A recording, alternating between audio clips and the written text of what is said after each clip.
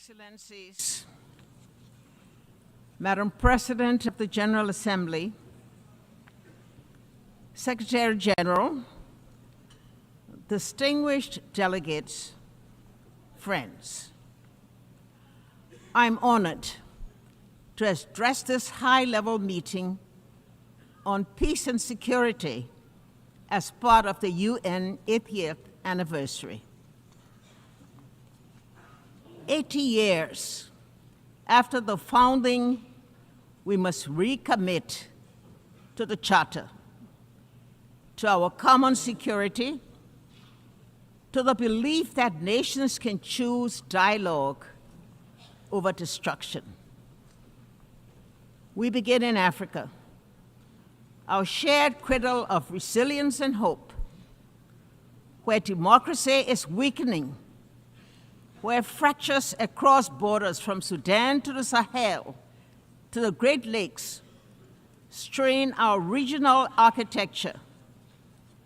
Yet, across Africa, communities stand up to extreme violence.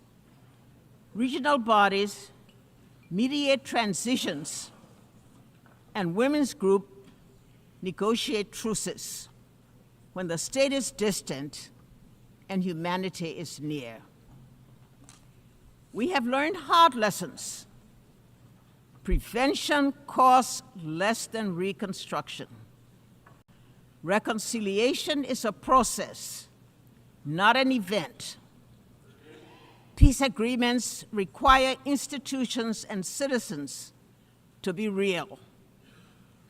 When guns fall silent, skills training, jobs, justice, and dignity must follow swiftly. Liberia's story illustrates UN-led progress and success. The largest peacekeeping force joined Africa's forces to disarm fighters, support elections, reform security institutions, and create space for reconciliation and growth. India's all-female formed police unit strengthened protection and public trust. The mission ended with Liberia standing on its own feet, out of war, into a fragile peace with accountability, inclusive dialogue, and economic opportunity for young people. We must acknowledge that the multilateral architecture built to shield future generations from war is underperforming. That global leadership lacks a unified effort to respond to a technological-enabled world. Commemoration without candor is unaffordable. The world asks whether this House will protect civilians and uphold international humanitarian law. These are not words of despair. They are summons to repair. Our answer must go beyond words. It must translate into actions felt by a family in a tent, a nurse in a clinic, a child in school.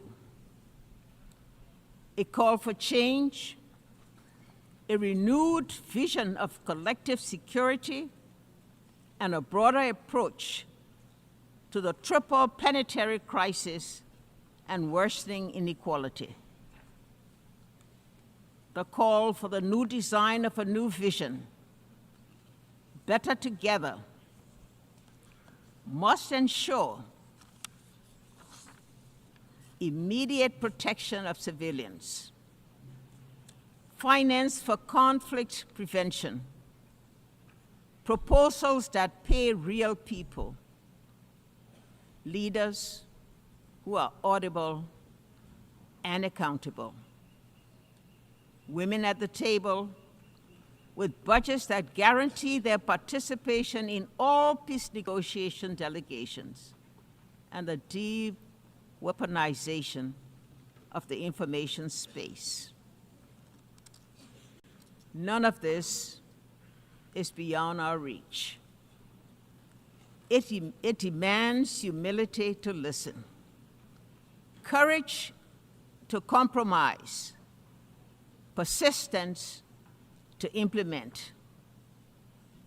Peace is not built only in conference rooms, but in classrooms where girls learn without fear, clinics where mothers deliver safely, markets where youth find dignified work, courts where law is fair, and in daily acts of neighborly coexistence.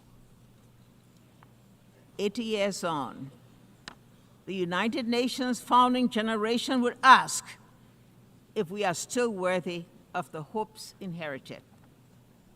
Our answer must be yes.